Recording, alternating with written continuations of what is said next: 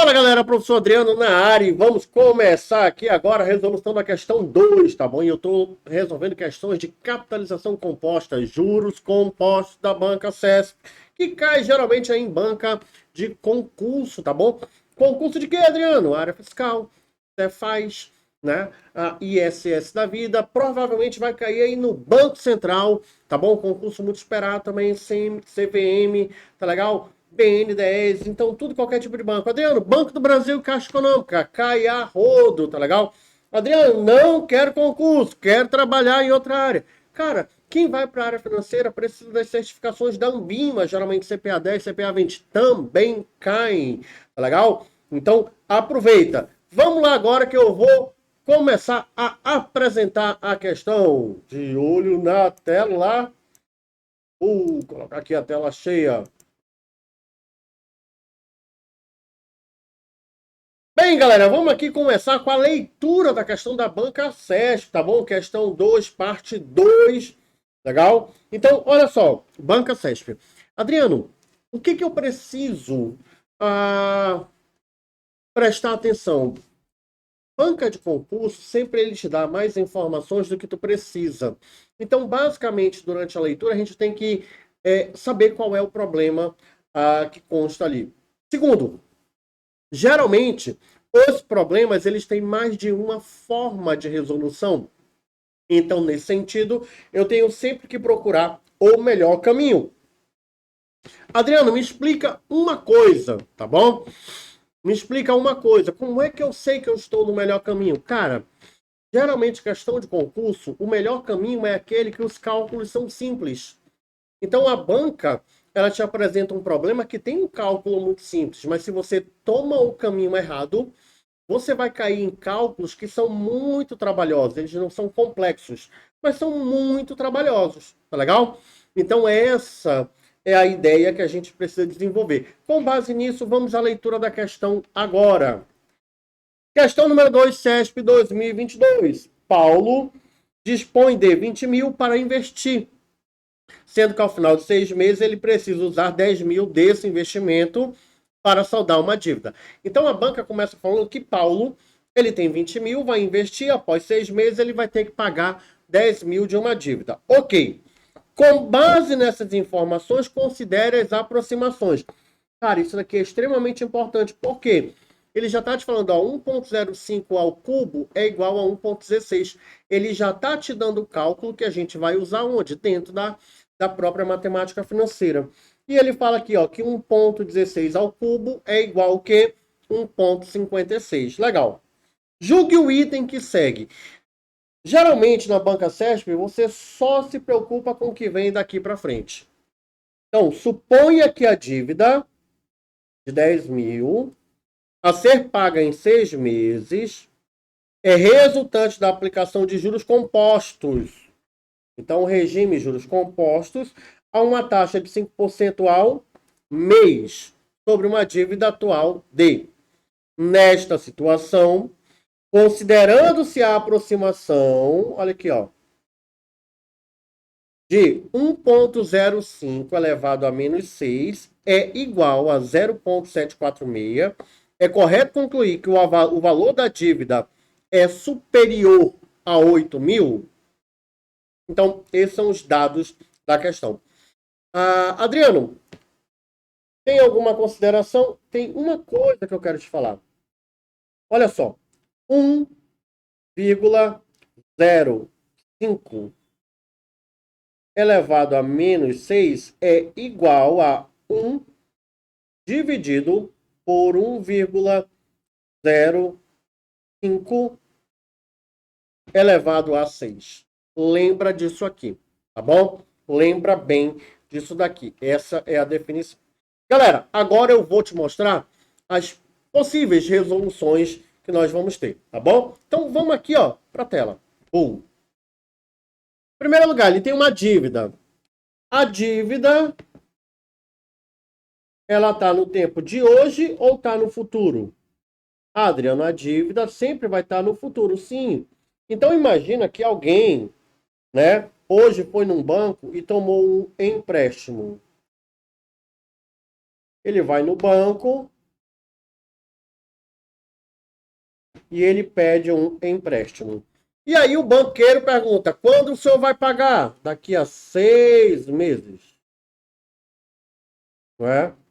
Daqui a 6 meses. Ok. Aí o banqueiro fala para ele, olha, daqui a 6 meses, esse seu empréstimo, que o senhor toma hoje, vai ter que pagar por ele 10.000 reais. Ele toma um susto, caralho, tudo isso. Tudo bem. Qual é a taxa de juros? Ele pergunta. Aí o banqueiro fala, olha, a taxa de juros é 5% ao mês. Galera, esses são os dados da questão, tá legal? Aí eu pergunto, qual é a equação que a gente vai usar aqui? Cara, a gente vai usar a fórmula do montante composto, tá legal? Sempre lembrando agora, olha, que a questão me deu um número que é, ó, 1,05 elevado a menos 6, tá bom? Lembra disso daí. Bacana, Adriano. Vamos agora para a resolução da questão.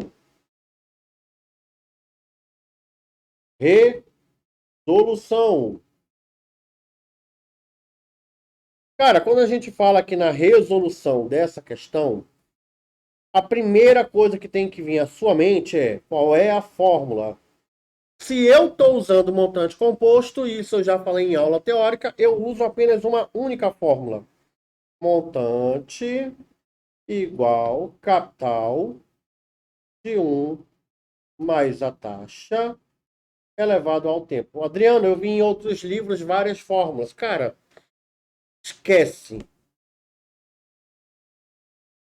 Se você usar apenas essa equação, você resolve qualquer questão de montante composto, tá bom? Quer ver? Olha só, vamos lá. Ok, como é que eu começo? Montante, 10.000.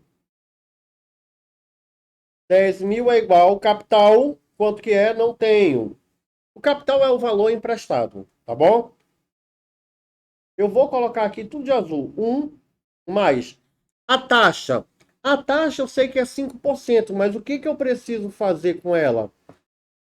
5% é igual a 5 dividido por 100, que dá igual a 0,05. Então, essa é a minha taxa unitária que eu vou trazer para cá. 0,05 elevado a tempo. Quanto que é o tempo? 6. Ok.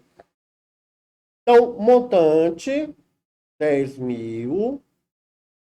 Eu vou bem no passo a passo, galera, porque eu não quero ninguém com dúvida, tá bom? Eu vou somar o que está dentro do parênteses. Então, vai ficar assim, ó. 1,05 elevado a sexta. Adriano, eu lembro que eu já vi no quadro anterior que 1,05 elevado a menos 6 é igual a 0,746. Então, olha só. Eu vou colocar aqui, ó, observação.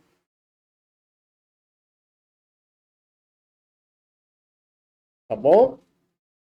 1,05 elevado a menos 6, tá bom? Isso aqui, ó, é igual a 0,746. Tá? Isso daí. Então, vamos agora aplicar isso na questão. Como, Adriano? Cara, tudo isso daqui precisa mudar de lado. Tá legal? Então, esse carinha aqui, ó, ele tem que mudar para cá. Tá legal? E aí, como é que ele vai mudar? Eu vou isolar o C. C é igual. Olha só, do outro lado, eu já tenho 10.000. Do outro lado, eu já tenho 10.000 reais. Tá bom? Quando eu passo toda a parte de amarelo, ele vai ficar o quê, ó? Vai multiplicar. Multiplicar por quanto? Tá bom? Ele vai passar lá para o outro lado. Vai ficar assim, olha. Cadê? 1,05 elevado a menos 6. Adriano, por que que ele multiplica? Vou te falar só um detalhe. É porque ele vai ficar 1 dividido por 1,05 a sexta. Se eu pegar esse valor de 1 dividido por 1,05 a sexta, eu vou ter exatamente o número de 0,46. Já expliquei isso em aulas teóricas, tá bom? Como que a gente trabalha com esses números decimais. Mas toda vez que a banca me apresentar o expoente positivo de um lado e no outro ele me apresenta o expoente negativo, funciona mais ou menos assim, ó. Se eu tenho 1,05 a sexta, quando ele passar de lado aqui, eu vou continuar com 1,05. Ele continua multiplicando, mas aí ele passa a ser o quê? Negativo. Então, olha só. No primeiro momento ele multiplica. Quando ele muda de lado, eu mantenho a multiplicação. A variação que ele vai ter agora é no expoente, tá bom? Porque ele vai virar um menos 6. Ok, Adriano. Ok. Aí o que que acontece, galera? Olha só.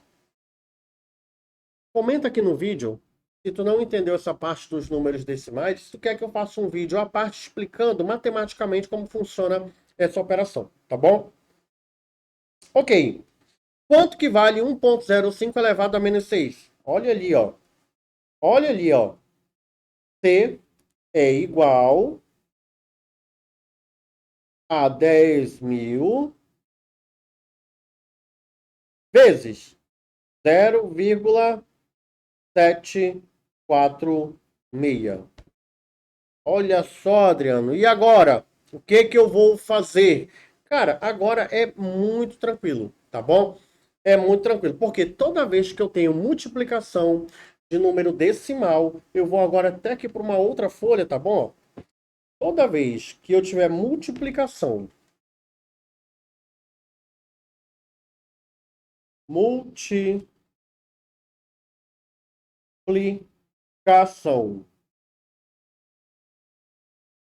né, de número inteiro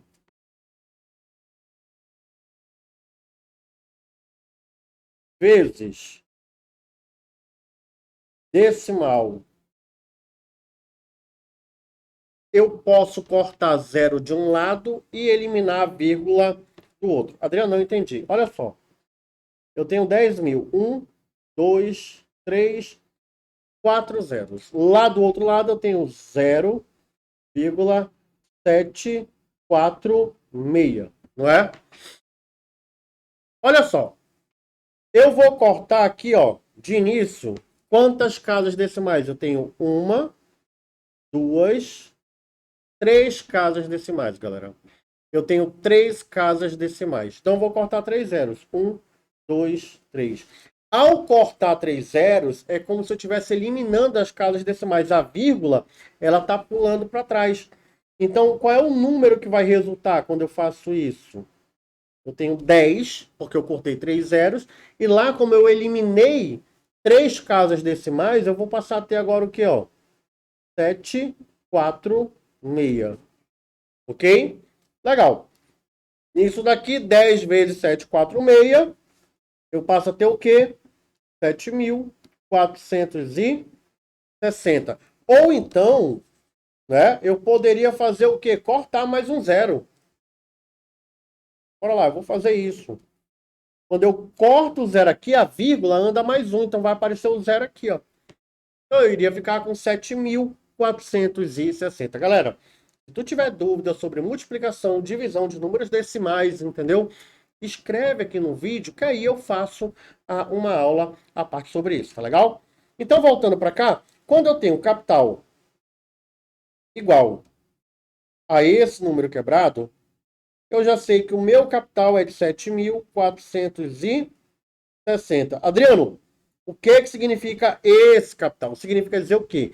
Que o valor que eu emprestei foi um valor de 7.460 no banco. Então, eu fui lá no banco e eu peguei 7.460 emprestados a uma taxa de juros de 5% ao mês durante 6 meses. Após esse período, eu paguei 10 mil reais de juros. Bora agora para o gabarito da questão. Olha o que a banca pede. Eu vou ler a partir daqui agora.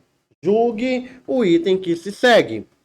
Suponha que a dívida de 10 mil, valor futuro que eu pago após 6 meses, a ser paga em 6 meses, é resultante da aplicação de juros compostos. Usamos a fórmula do montante composto. De uma taxa de 5% ao mês. Ok.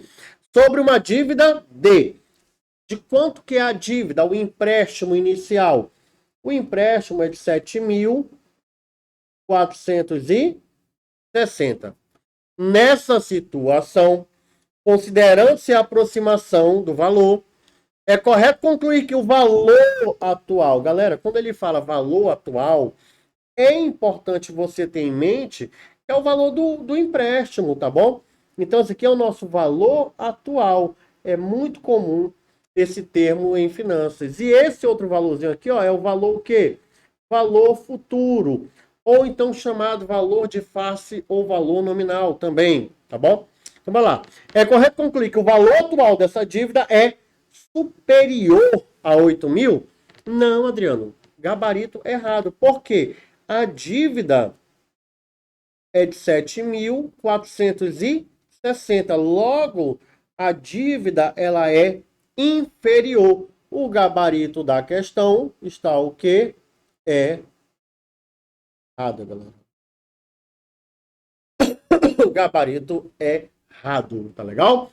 Próximo vídeo, questão número 3. Comenta aqui embaixo, tá ok? Adriano, tenho dúvida em operações com números decimais. Adriano, tenho dúvida com operações com números fracionários, tá bom? Com radiciação, com logaritmo. E conforme eu for aí caminhando, eu vou produzindo aqui alguns vídeos para tirar essas dúvidas. Um beijo aí para todo mundo. Um abraço, galera. Fui!